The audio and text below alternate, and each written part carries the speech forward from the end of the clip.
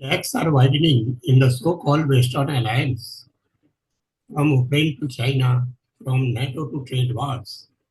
Is the West really united, or are the US and European Union quietly drifting apart?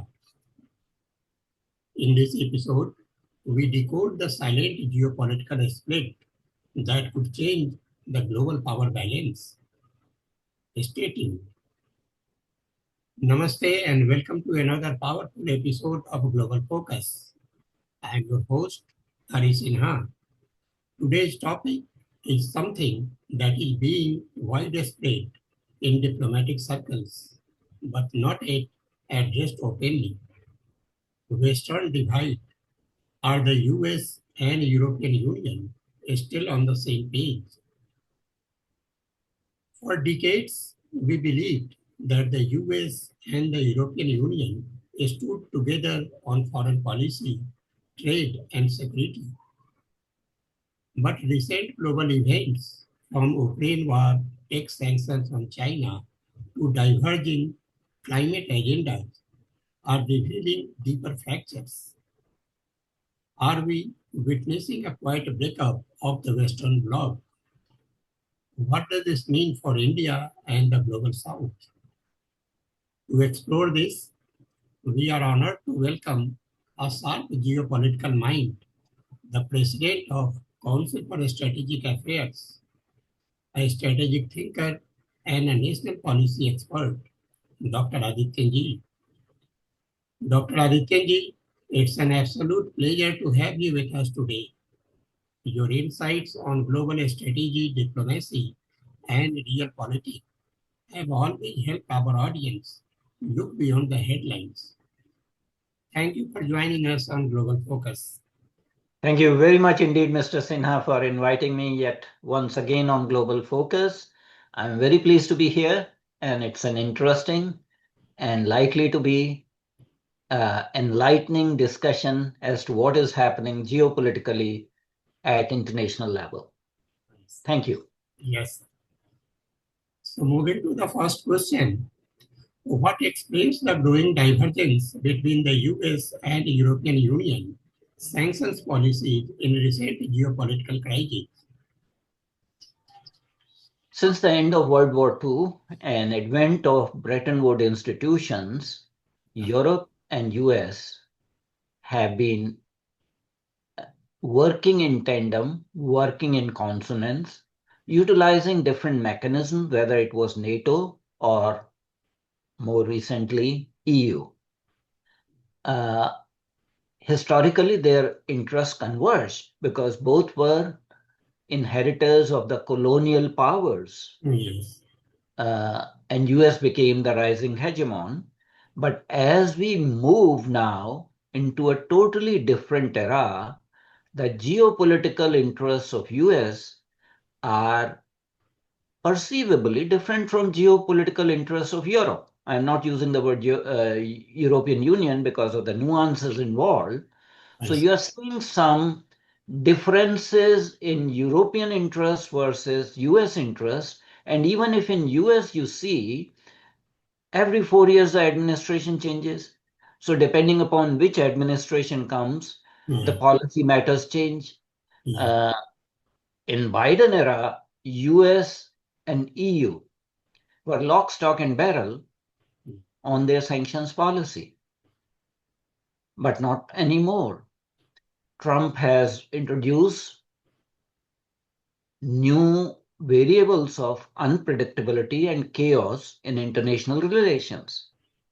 So it is bound to happen that their sanctions policies, their economic interests will be at variance with each other.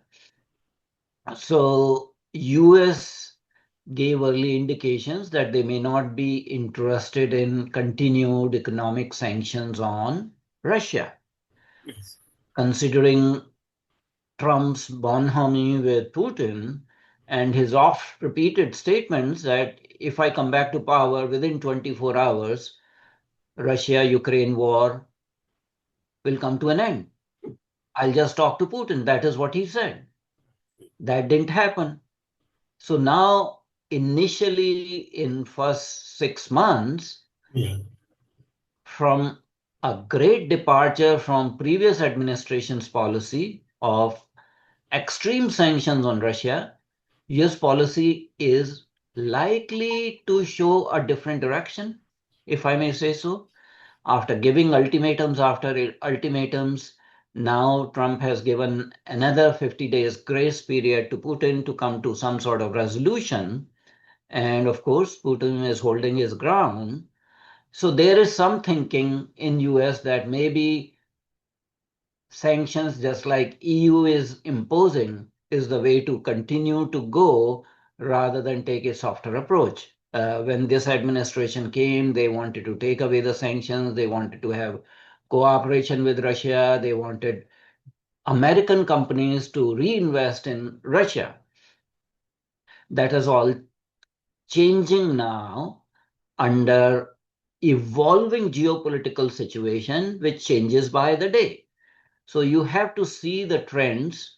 But one thing is very certain, whether it is Russia, whether it is Iran, whether it is China, the interests of US and EU are diverging. So as Trump was talking about, 145% tariffs on China, EU was quietly having a discussion with China to have, you know, more semblance of a coherent trade regime and not, focusing on tariffs.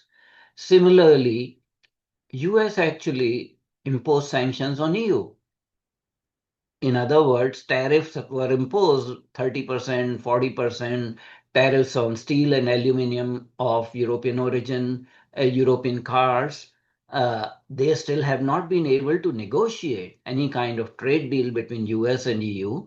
And EU is also contemplating counter tariffs on US products if the situation is not resolved satisfactorily. For your viewers, the annual bilateral trade between EU and US in 2024 was almost $1 trillion. US exported around $340 billion worth of goods to EU and imported around $650 billion to the extent that figure.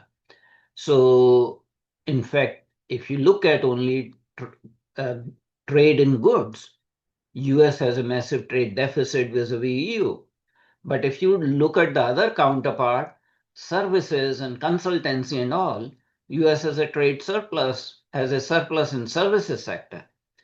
So Trump is transactional. He wants to have advantage in every sphere with every trading partner.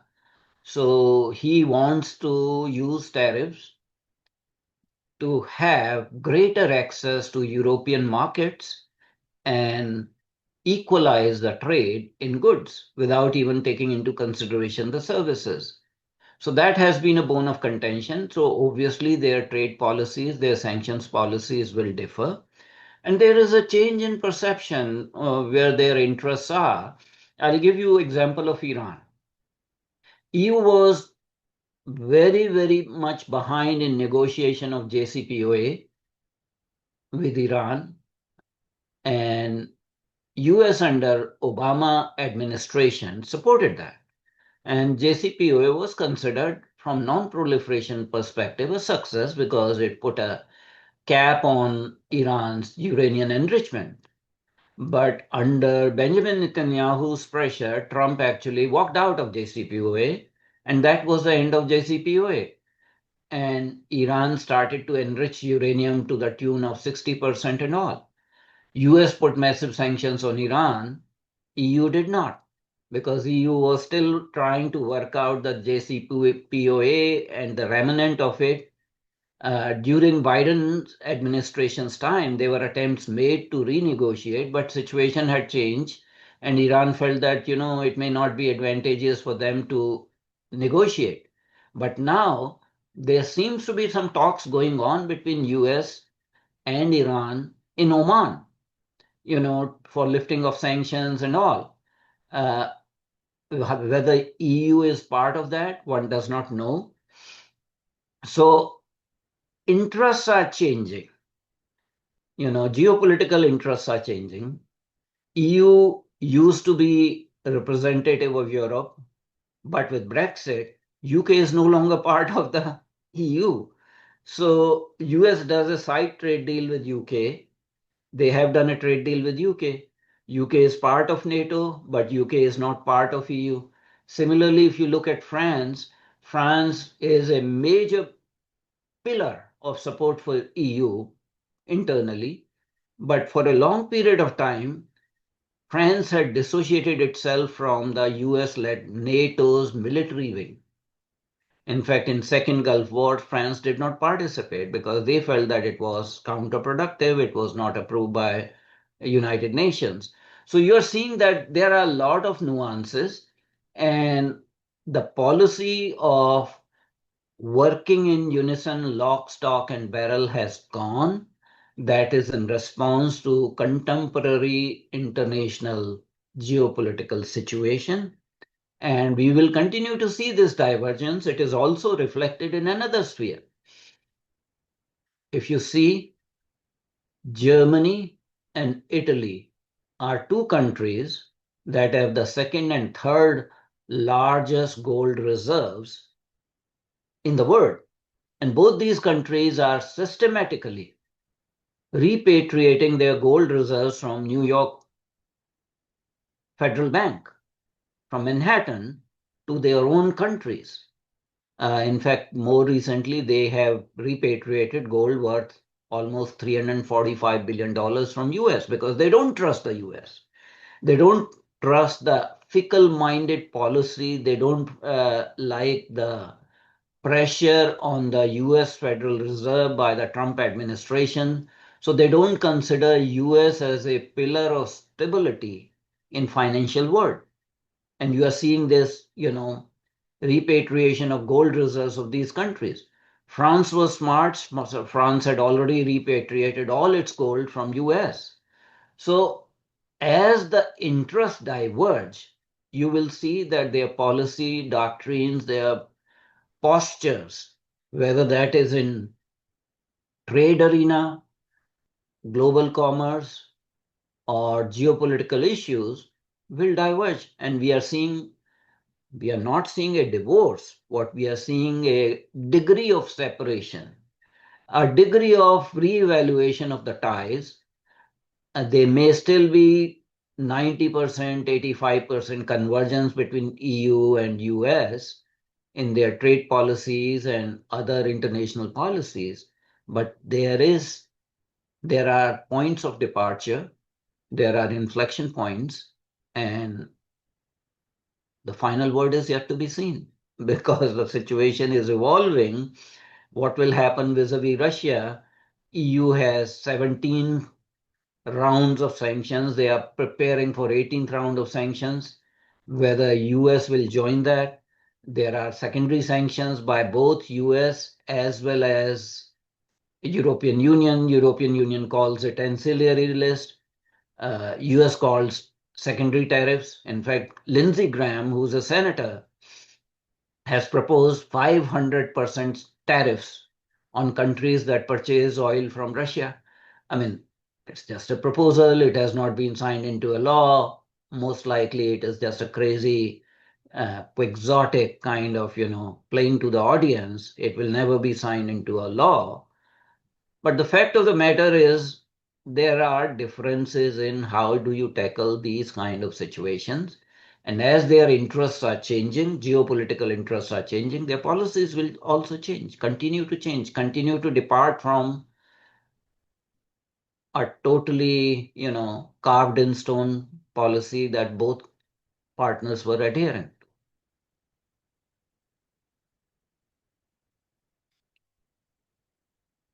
to. I'm not able to hear you, sir.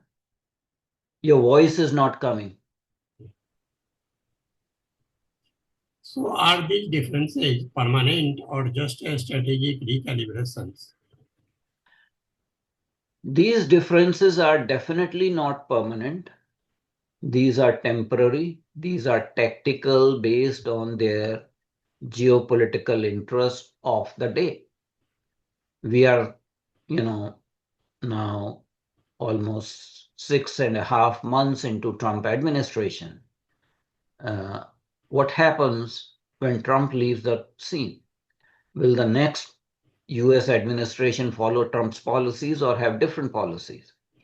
By that time, what would be the level of departure? What would be the degree of separation in policies? That is yet to be seen. And as I said, that there is no divorce. Divorce is irrevocable differences. So Yeah. no, there are no irrevocable differences on a different level. If you don't think that Europe is characterized or represented only by EU, if you look at the NATO scene,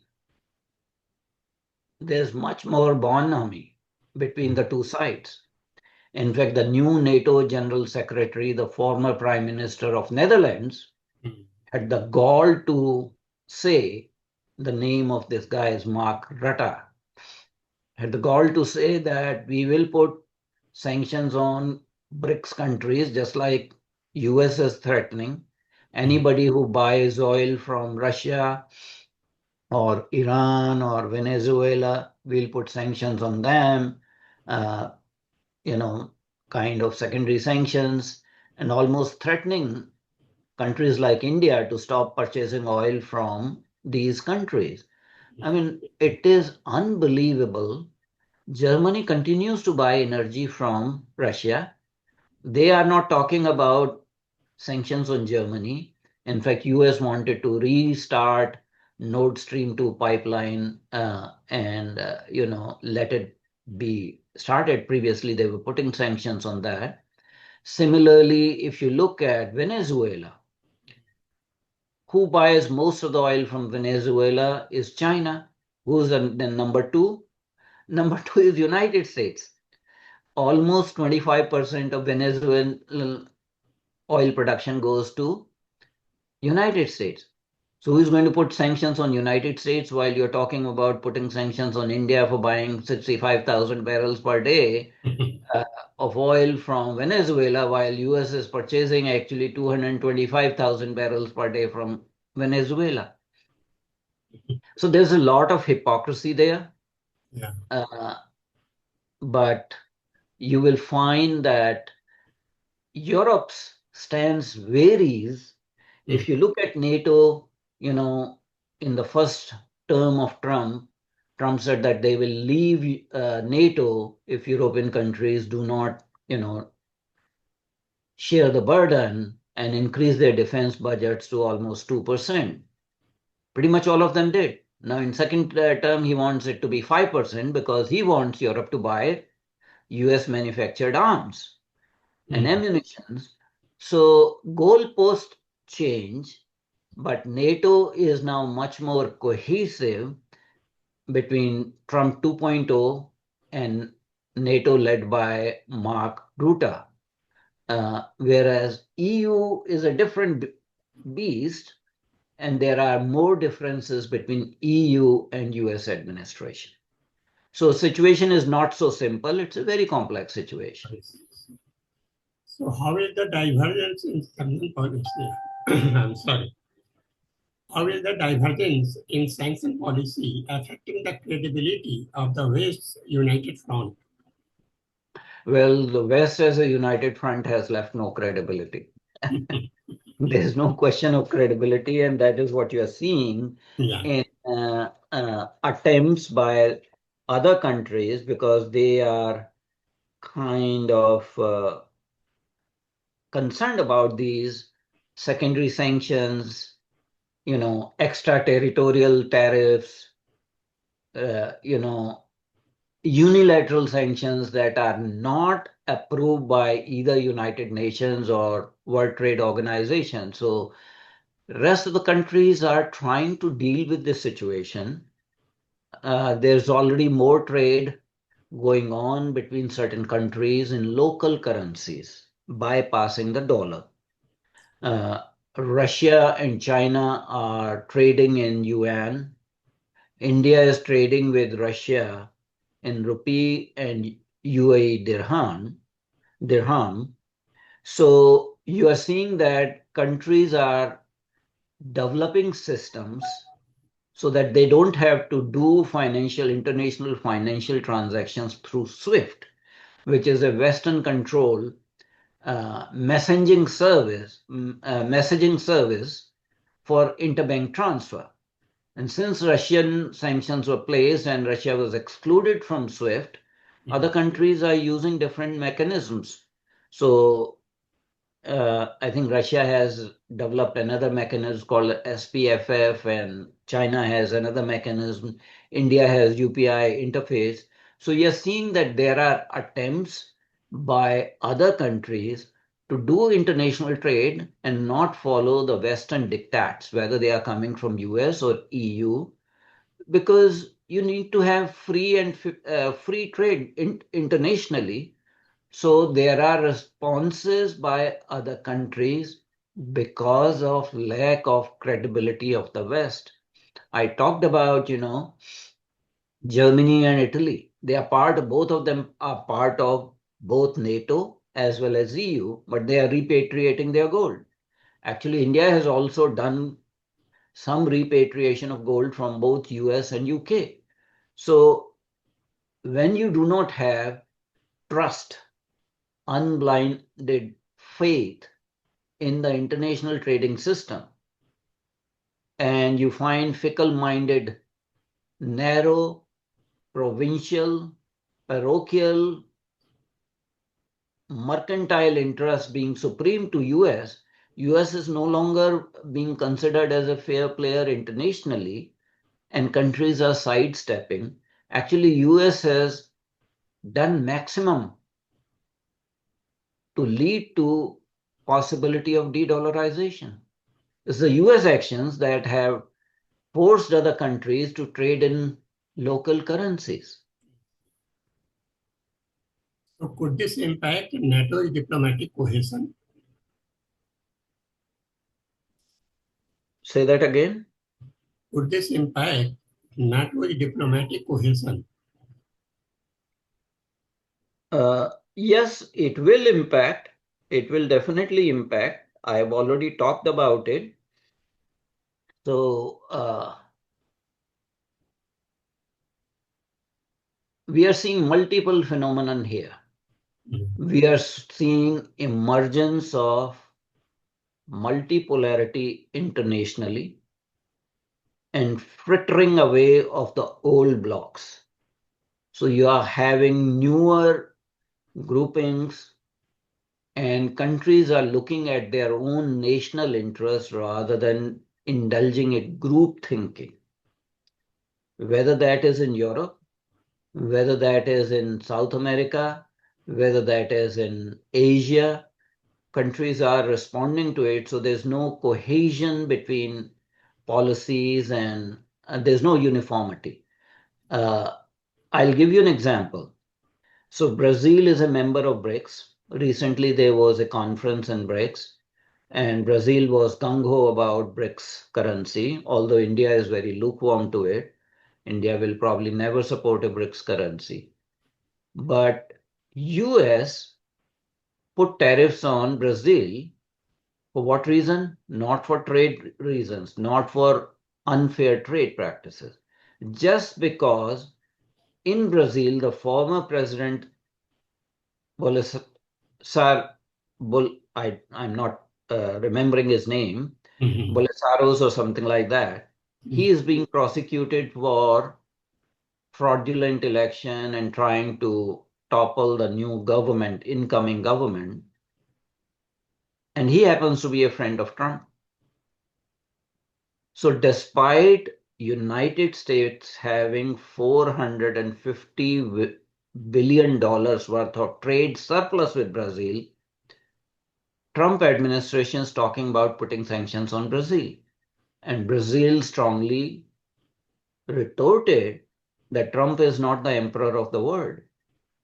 So you're seeing that countries that were working with US, and Brazil has been a major economy in South America, and they have usually not taken vehement anti-US approach, unlike Venezuela, or for that matter, Panama or certain other South American countries. Brazil has been in all the all the groupings. mm, They have been part of global south, but they don't take very anti-west position. So you are seeing frittering away at the seams mm. all the mechanisms that were there, and there is definitely no cohesion. So are we witnessing the slow erosion of liberal international order? So do we have an international order at this point in time? Mhm. That is the question. We Yeah, had talked about rules-based order. yeah. Is there a rules-based order? What are the rules? The only rule that is being followed now is might is right. We saw numerous wars that were not approved by United Nations Security Councils. We had numerous instances of countries indulging in so-called punitive strikes or preemptive strikes against other countries without officially declaring war by those countries' legislatures. We have secondary sanctions, extraterritorial sanctions, we have unilateral tariffs. These are not part of any global system. Even for trade, you have WTO. You cannot, impose unilateral sanctions. So the so-called liberal international order is over. I think we are in a very chaotic, unpredictable, fluid situation, and every country will work for its own welfare in this kind of situation. So there is no international norm. You cannot bully countries into submission because they don't agree with your policy, and you put sanctions on them, you put tariffs on them, you threaten to bully them if they use some other currency instead of dollar. These do not inspire confidence. So the so-called liberal international order as it exists is no longer there. So how are businesses and global markets reacting to inconsistent US and European Union sanctions regime? The global markets have given sharp responses whenever this happens, but then they stabilize when there is some semblance of normalcy. But it is for sure that U.S. economy did shrink by 0.3% in the first quarter. Second quarter, we don't have the data as yet. Now, U.S. economy is very resilient. We are not sure whether US economy will go in recession or not, but bringing that unpredictability is not for good for markets, is not good for transnational corporations because they don't know where to invest, what to plan on long-term basis. Your investments are based on long-term stability, which is not there. So international trading system will limp along under these chaotic, unpredictable situations.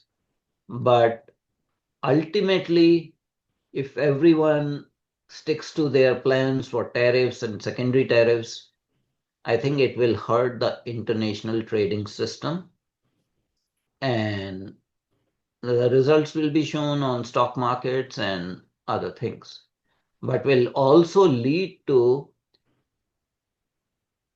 emergence of newer mechanisms Mm. to conduct international trade and pay for international trade. So the Western hegemony is broken as far as international trading systems are concerned because a lot of countries are bypassing the SWIFT. So are business quietly lobbying against hard sanctions? Say that again. Are businesses quietly lobbying against hard sanctions? Well, businesses will do what their basic purpose is, that they will try to deal with the situation by one way or the other. They will have to learn how to deal with these sanctions. So you saw that when there were sanctions on Iran and secondary sanctions put on entities that were doing business with India, most of the Indian refineries stopped purchasing oil from Iran because they didn't want actually sanctions from US. But that didn't happen in case of Russia. Yes. So Indian companies and Indian government became smart and they learned how to resist these tariffs and sanctions. And that is going to happen for every country and every business corporation, that they learn Mm. how to deal with this situation, do a risk analysis, withhold certain investments, or do alternative investments. So you will have to, you don't want to lose your lucrative markets, but on the other hand, like certain Indian banks uh, stopped actually dealing with US markets because they didn't want to be exposed to US sanctions. On the other hand, certain Indian banks actually stopped doing business with Iran. So there is not going to be a predictable pattern. There will be something or the other on the basis on part of the international business corporations to deal with this situation. But yes, it is not a stable situation, so there will not be any coherent strategy. And since there's so much of unpredictability and day-to-day fluidity, and you cannot hold the US administration to its word because they change their mind all the time. They say something and do something else. So, So could this growing policy rift lead to a formal restructuring of transatlantic diplomacy? of course, uh, this is what we are witnessing, Yeah. whether it is transatlantic or trans-Pacific. Everything is under strain. Newer mechanisms are going to be there. As I said, the world has moved on Mm. from bipolarity to unipolarity to contested bipolarity to now emerging multipolarity. So, whether it's transatlantic relations, whether it is trans Pacific relations, everything is going to change. The history never ceases, geopolitics never ceases. You are not frozen in an ice age. That same policies that were and same system that was designed after World War II will be there forever, especially because the upholders of that liberal international order are the ones who are killing it. So yes, there is policy rift and it is leading to restructuring of all the international instruments. So is it the time for Europe to have its own sanctions doctrine? Europe already has its own sanction uh, policy. Their sanctions are on human rights, based on human rights, based on pluralism, multiculturalism, labor standards. Europe has already exercised those things. EU has put trade barriers, non-trade barriers on other countries by using secondary lists or accessory lists in their policies of this is why India is having problem with EU. India and EU have not been able to negotiate a bilateral free trade agreement. What is the reason? Because EU keeps on putting certain roadblocks. And in that sense, EU works independently. So EU has its own policies. So moving to my last question, will a divided West lose leverage over global norm setting? Yes, yes, that is already happening.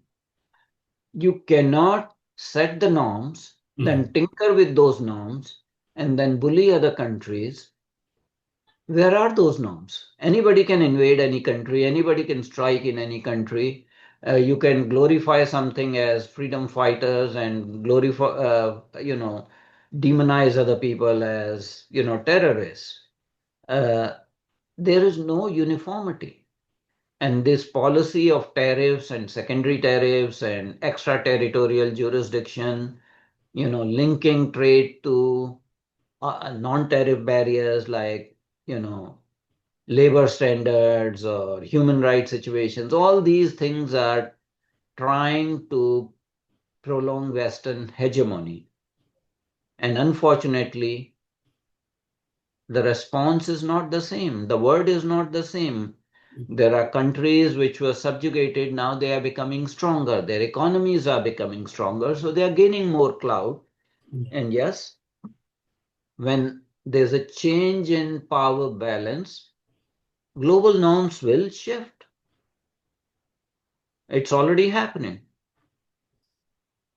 And whether it is West as a unified entity, whether it is United States as a country, whether it is EU as a conglomeration of European countries, whether it is NATO as a military alliance, they will not be able to set the norms for the entire world because other countries are refusing to follow those norms. So that brings us to the end of this thought-provoking episode. The idea of the United West might soon become a relic of the past. As India navigates its place in this evolving geopolitical chessboard, understanding the fractures within the Western power centers is more important than ever. A heartfelt thank you to Dr. Adityanjee for his brilliant insights and to you, our viewers, for staying curious and informed. Don't forget to like, share, and subscribe to Global Focus, your window into world affairs with an Indian lens. Until next time, Jai Hind. Thank you very much indeed, Mr. Sinan. And my parting message to your viewers is that India has done remarkably well in engaging both with United States as well as with EU in terms of trade negotiations, and India has not yet succumbed to their bullying demands. And I hope that continues, that India has to stand straight with a strong spine Yeah, and safeguard national interests in trading agreements and not yield to concessions that are unfair and are detrimental to India's national interests. Thank you very much indeed. thank you, sir. Thank you so much.